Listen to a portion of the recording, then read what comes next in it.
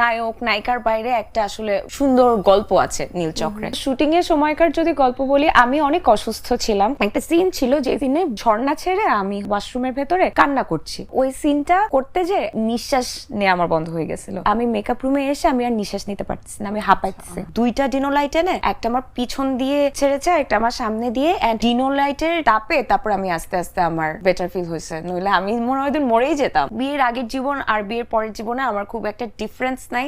একটাই plus point, আমার husband, তাকে নিয়ে আমি অনেক ঘুরে ফিরে বেড়াতে পারি, কিন্তু এমনিতে আমার লাইফস্টাইলে খুব একটা কোনো চেঞ্জ হয় নাই। বাসায় আগে কাজ করতাম না, এখনো আমার শাশুড়ি আমাকে দিয়ে কোনো কাজ করায় না। মা আমাকে বলে তোমার কিছু করা লাগবে না, মা আমার সাথে গল্প করে, আমি মার সাথে গল্প করি, এর মধ্যে সব রেডি হয়ে যায়।